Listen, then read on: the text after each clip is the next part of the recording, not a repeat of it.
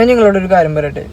നമ്മളിപ്പോൾ എന്ത് കാര്യം സ്റ്റാർട്ട് ചെയ്താലും, ലൈക്ക് ഇപ്പോൾ ഒരു കണ്ടന്റ് ക്രിയേഷൻ സ്റ്റാർട്ട് ചെയ്താലും, ഇപ്പോൾ ഒരാൾ ഒരു ബിസിനസ് സ്റ്റാർട്ട് ചെയ്താലും, നമ്മളെ സപ്പോർട്ട് ചെയ്യാനായിട്ട് കുറച്ച് ആൾക്കാരുണ്ടാവും. അതുപോലെ തന്നെ നമ്മളെ ഹെയ്റ്റ് സ്പ്രെഡ് ചെയ്യാനായിട്ട് കുറച്ച് ആൾക്കാരുണ്ടാവും. നമ്മുടെ കൂട്ടത്തിൽ ഭൂരിഭാഗം ആൾക്കാരും ലൈക്ക് എന്തെങ്കിലും തുടങ്ങാത്തത്, അല്ലെങ്കിൽ ലൈക്ക് ബിസിനസ് എന്തെങ്കിലും തുടങ്ങാത്തതിൻ്റെ മെയിൻ റീസൺ എന്താണെന്ന് വെച്ച് കഴിഞ്ഞാൽ, അവർ അത് ചെയ്ത് കഴിഞ്ഞ് കഴിഞ്ഞാൽ ആൾക്കാർ അവരെക്കുറിച്ച് എന്ത് വിചാരിക്കും, അല്ലെങ്കിൽ ആൾക്കാർ അതിനെക്കുറിച്ച് എന്ത് പറയുമെന്ന് കൊടുത്തിട്ടാണ് ഭൂരിഭാഗം ആൾക്കാരും ഇതൊന്നും സ്റ്റാർട്ട് ചെയ്യാത്തത്. ഈ ഒരു കാര്യം കൊണ്ടാണ് മോസ്റ്റ് ഓഫ് ദ ആൾക്കാരും ഒന്നും തുടങ്ങാത്തത്.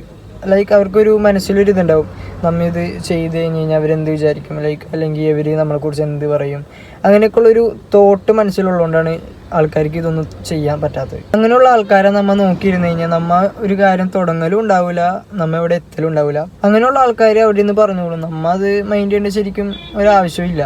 പറയണവർ അവിടെ നിന്ന് പറഞ്ഞോളും, നമ്മൾ അത് മൈൻഡ് ചെയ്യേണ്ട ഒരു ആവശ്യമില്ല.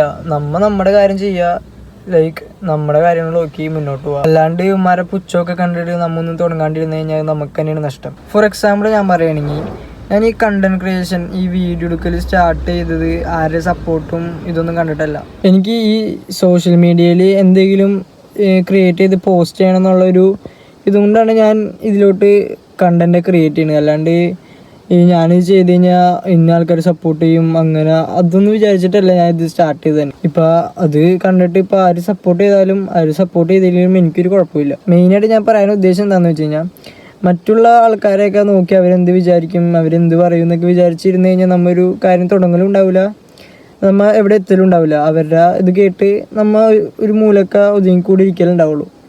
സോ ഇനിയെങ്കിലും മറ്റുള്ളവർ എന്ത് വിചാരിക്കുന്നു നോക്കിക്കണ്ട് എന്തെങ്കിലും ചെയ്യാനുള്ളത് ചെയ്യുക, അത്രേ ഉള്ളൂ.